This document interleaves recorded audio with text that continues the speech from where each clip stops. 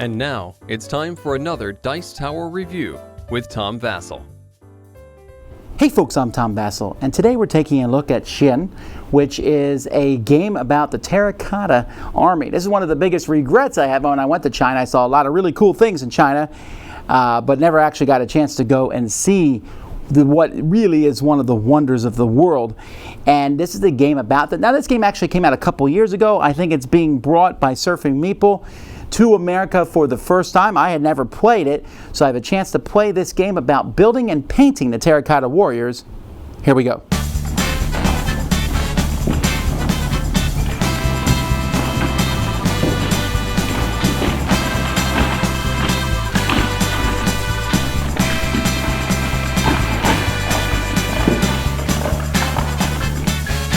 So the board is going to be set up here. You have an A, B, and C section, and you will put different randomized tiles here.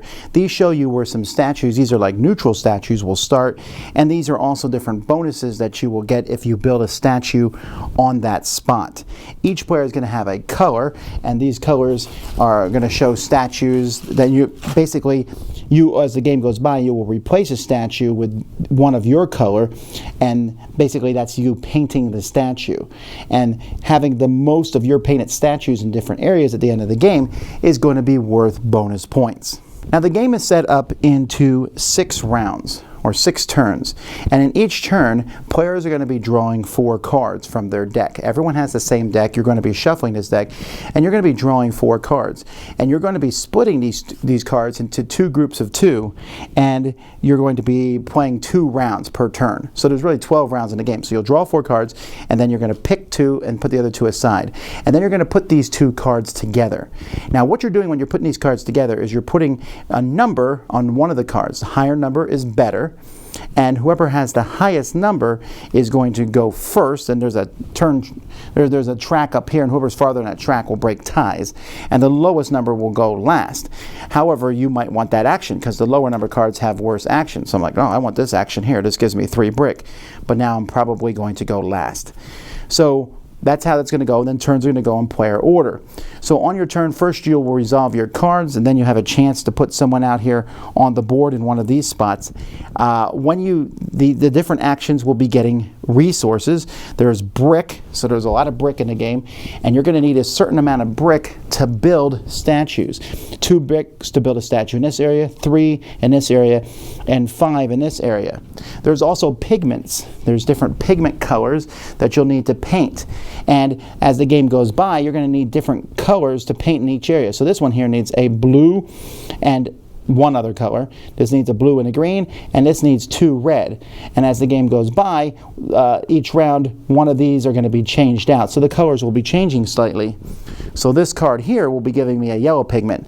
However, any card, instead of doing the action, you can take the pigment shown at the top. So this one I could take a yellow pigment, or I could take a blue pigment.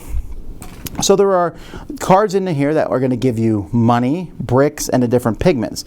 There's also cards that when you play them, these are personalities, that you'll play in front of you and they give you a special ability. So this guy says when you get coins using a tax collector, the yellow worker cards, the tax collectors, you get an extra coin. Now these cards are going to give you points when you play them. However, the later in the game, so this shows you 6 rounds, depending on which round it is, it gets you more points. If I play this in the final round, I'm going to get 4 points. Of course, it's not nearly as useful. It's really useful if I play it at the very beginning.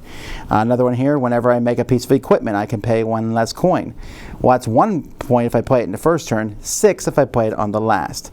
So these are the different cards that you'll have, getting different resources and playing these personalities, and getting pigments too if you want, instead of using the rest of the card. After you play your card, you're going to be able to put out a master builder. Now there's a prime minister already here, and he kind of just take up the place of these spots here, because depending on the number of players in the game, you can only have so many of these master builders in each area. So if you're playing a 4-player game, you can only have 5 here total. When you put it out, you're going to be able to take an action of that thing. So you're going to be playing an action in your car, which is likely getting resources, and then you're going to play an action here. And if you put one of your master builders where somebody else is, you're going to have to pay that person a coin. You have to pay a coin to each player who's already there. So not only is maybe an area going to get clogged up where you can't do it, but you also have to pay coins, and coins in this game are a tight resource. So these are the things that are going to let you build and paint. If you go here, you're going to build a statue anywhere you want in the area, as long as you have the bricks to do so. You'll instantly score the points on it and possibly get the other resources. If you do painting, same thing. You'll pick a guy already out there, and you can paint that person in your color, and you have to pay the dyes that are needed to paint the person in that section of the board. When you build someone, you can actually put a token underneath that person and basically reserve them and say, only I can paint this person, but you only have 2 of those tokens. You also have the opportunity to buy equipment. Equipment's where you're going to be spending a lot of your coins. This is going to be cycled through. There's going to be different equipments out here. When you build equipment, it's going to cost different amounts here. At the end of the game, you're going to get points, and some of them, like this one here, gives you an extra brick too. At the end of the game, these are going to be worth points. You can see they're 3 points each, but also having sets of them and having ones that match where your warriors are, because you're basically arming warriors in different sections. See, this one works in section B, this works in section C. They will also provide bonus points. And then this one's going to let you move along the track at the very top. Now, when you're moving on this track, I already mentioned that it breaks ties. But as you move along this track, everyone's going to start with one of these tiles. As you move along this track, you'll get the tile that's there, and you'll put these tiles in front of you, and you can use these once per game to do something. So this one here lets me put someone out without paying the money when I put out the master worker, or I can put a master worker and ignore that there's already people there. I'm sorry, if the limits have already been broken. And so each of these has a one-time use, and near the end of at the end, these are the ones, this is the only one where they're all different.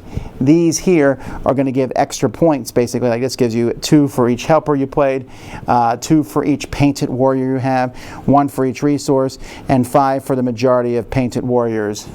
So these are going to give endgame scoring bonuses, which you won't get unless you move this all the way over.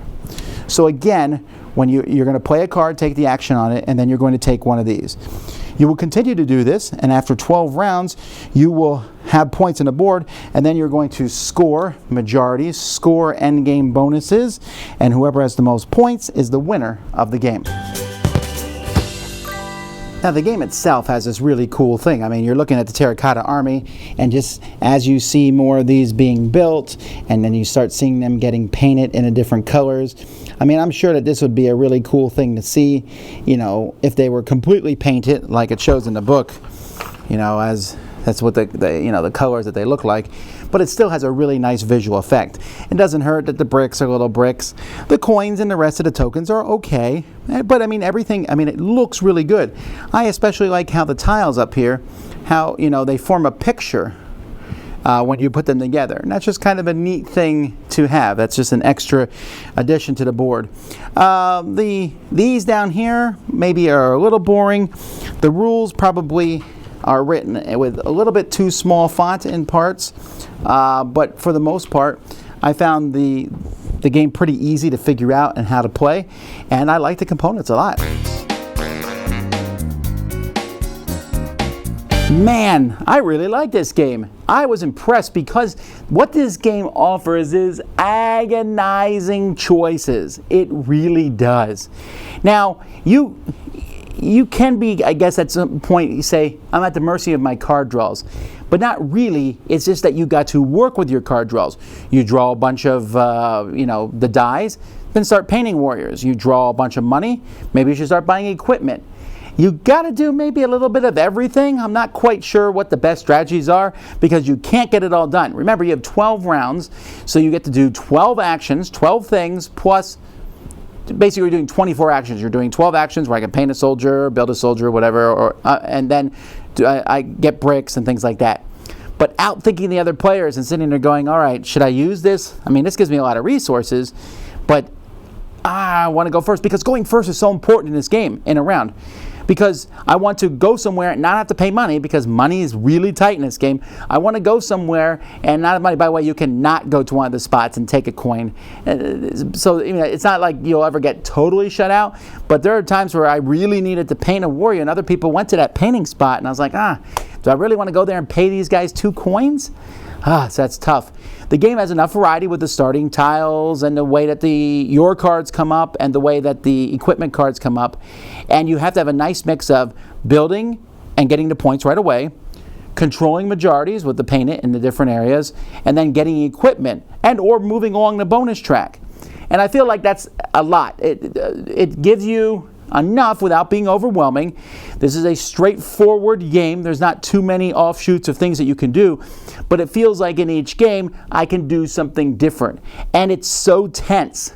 Every point. I mean, you're doing a certain number of actions, but every action you're sitting there going, please don't take what I want to do. Please don't go there. I want to control that region. So there's a little bit of area control here, but there's also a little bit of trying to swoop in and get the sets that you need before someone else does. Some games turn order matters a little. In this game it matters excruciatingly, but if you always go first, then you're probably not taking the best first action either. And it also has a really good presence on the table. It's set on a theme that I think is very, really cool. So I have to say that Xi'an is just a very neat game. It didn't get a huge amount of buzz when it first came out. Hopefully the second printing and coming to America will help it out. Definitely one I think you should check out. Dice Tower Judgment, approved!